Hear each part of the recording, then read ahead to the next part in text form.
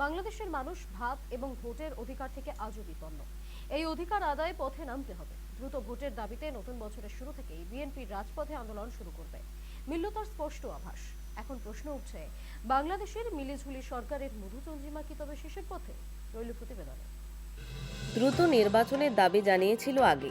এবার বাংলাদেশের প্রাক্তন প্রধানমন্ত্রী খালেদা জিয়ার দল বিএনপি সরাসরি মোহাম্মদ ইউনূসের নেতৃত্বাধীন অন্তর্বর্তী সরকারের বিরুদ্ধে আন্দোলনের হুঁশিয়ারি দিল।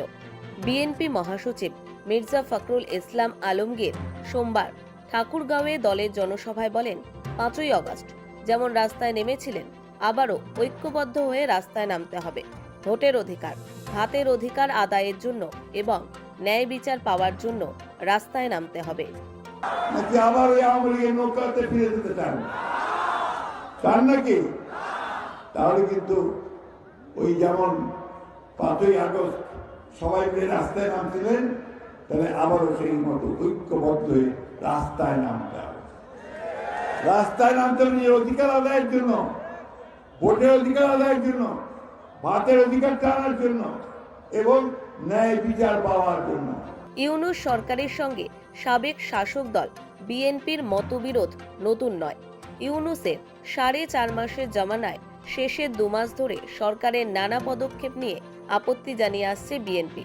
অন্যদিকে রাষ্ট্রপতিকে অপসারণ, আওয়ামী লীগকে নিষিদ্ধ ঘোষণার উদ্যোগে বিএনপি সায় না দেওয়ায় বিরক্ত ইউনূস এবং বৈষম্য বিরোধী ছাত্র আন্দোলনের নেতৃত্ব। যদিও প্রথম দিকে অন্তর্বর্তীকালীন সরকারের পাশে থাকার বার্তা দিয়েছিলেন দলের কার্যনির্বাহী চেয়ারম্যান তারেক রহমান। লন্ডন প্রবাসী নেতার সঙ্গে সুর মিলিয়ে প্রথম সারে বিএনপি নেতারাও ইউনূস সরকারকে সমর্থনের কথা ঘোষণা করেন। এমনকি ইউনূস সরকারকে সফল করে তুলতে বিএনপি পাশে থাকবে বলে কথা দেন দলের নেতারা।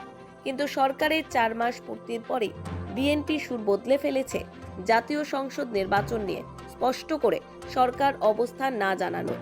বিএনপি জানিয়ে দিয়েছে, নির্বাচনের জন্য তারা অনন্তকাল অপেক্ষা করবে না।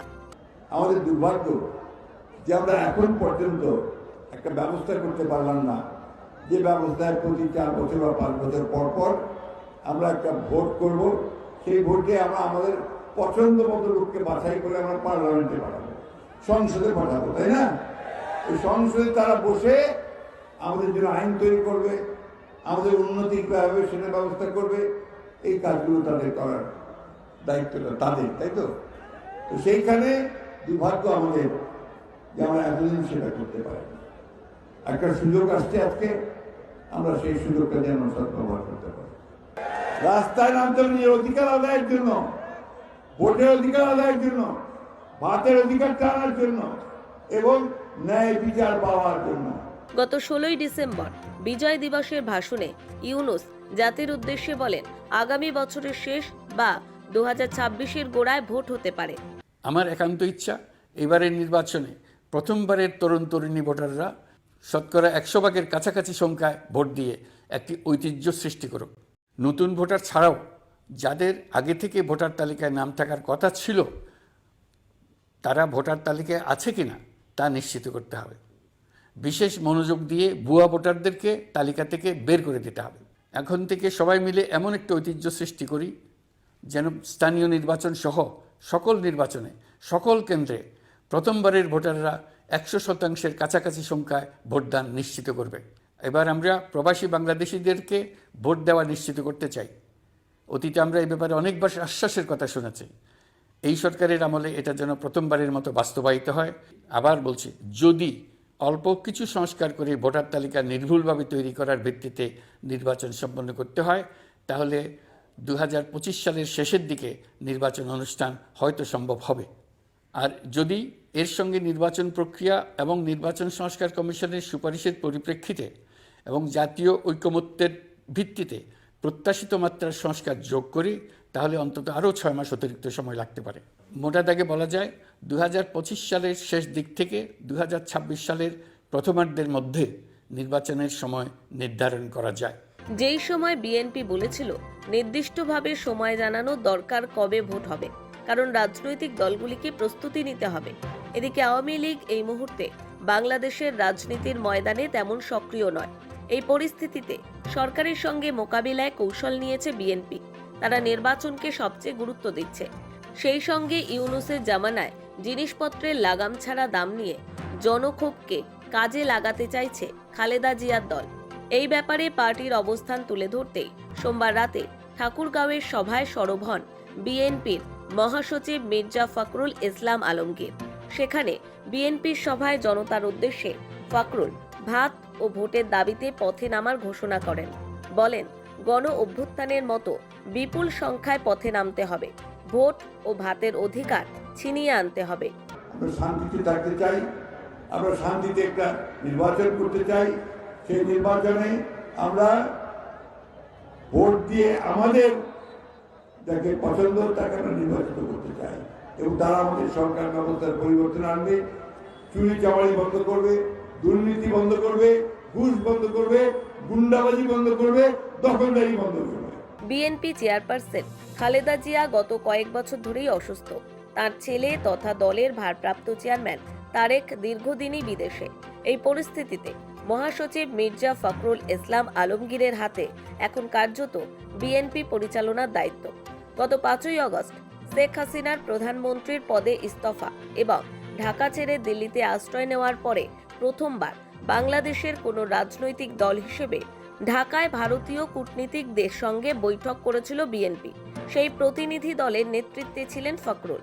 গত 16ই আগস্ট বিজয় দিবসে অন্তর্বর্তী সরকারের প্রধান উপদেষ্টা ইউনূস তাঁর বক্তৃতায় বাংলাদেশে নির্বাচনের যে সম্ভাব্য সময়সীমা জানিয়েছিলেন তা নিয়ে ইতিমধ্যেই অসন্তোষ প্রকাশ করেছে খালেদার দল। বাংলাদেশে যে সমস্যাগুলো তৈরি হচ্ছে, এই সমস্যাগুলো নির্বাচিত সরকার ছাড়া সমাধান করা বেশ চ্যালেঞ্জিং। এসবের মাঝে সোমবার সরাসরি ইউনূস সরকারের বিরুদ্ধে আন্দোলনের ডাক দিল ফখরুল। আসল বিষয় হলো, ভোট নিয়ে অন্তর্বর্তী সরকারের টালবাহানায় সবচেয়ে বিপাকে পড়েছে বিএনপি। এই মুহূর্তে বাংলাদেশে আওয়ামী লীগের হারানোর কিছু নেই। তারা ঘুরে দাঁড়ানোর কৌশল চূড়ান্ত করে উঠতে পারেনি। এই পরিস্থিতিতে বিএনপি মনে করেছিল ক্ষমতায় ফেরার সুযোগ হাজির হয়েছে তাদের সামনে। যদিও গণ অভ্যুত্থানের পর দেশের সার্বিক পরিস্থিতির দিকে তাকিয়ে তারা ইউনূস সরকারের পাশে থাকার কথা বলেছিল, কিন্তু কয়েক মাস কাটতেই বিএনপি নেতারা বুঝতে পারছেন অন্তর্বর্তীকালীন নয়, ইউনূস দীর্ঘমেয়াদে সরকারে থাকতে আগ্রহী। আর সেই কারণে সংস্কারের লম্বা তালিকা পেশ করেছেন তিনি। পাশাপাশি আরও যে কারণে বিএনপি দ্রুত ভোট চেয়ে সরব তা হলো বৈষম্য বিরোধী ছাত্র আন্দোলনের নেতৃত্ব 1-1.5 মাসের মধ্যে তাদের রাজনৈতিক দল গঠন করতে চলেছে। জাতীয় নাগরিক কমিটির মাধ্যমে তারা ইতিমধ্যে থানা পর্যায়ে সংগঠন গড়ে ফেলেছে। রাজনৈতিক মহলের খবর, ছাত্রদের দলের নাম হতে পারে জনশক্তি পার্টি। 2006 সালে এই নামে দল গড়েছিলেন মোহাম্মদ ইউনূস। অনেকের মতে ইউনূস ছাত্রদের দিয়ে তার জনশক্তি পার্টির পুনরুজ্জীবনে উদ্যোগী হয়েছেন। তাই সেই দলের প্রচারে খানিকটা সময় করে দিতেই কৌশল করে ভোটের দিন পিছনো হচ্ছে বলেই অনেকেই মনে করছেন। বিএনপি মনে করছে ছাত্ররা দল গড়লে পরিস্থিতি বদলে যেতে পারে। আওয়ামী লীগের অনুপস্থিতিতে ফাঁকা মাঠে গোল দেওয়ার যে ইচ্ছে পূরণ নাও হতে পারে। এই পরিস্থিতিতে আর তর সইছে না খালেদার দলের।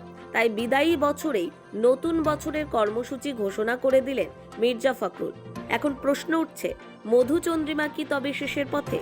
গত আগস্ট থেকে নানান পট পরিবর্তনের পথে হেঁটেছে বাংলাদেশ। এখনো অনেক পথ চলা বাকি। দেশের বর্তমান পরিস্থিতি অন্তত সেদিকেই ইঙ্গিত দিচ্ছে। ব্যুরো রিপোর্ট, সময়, কলকাতা।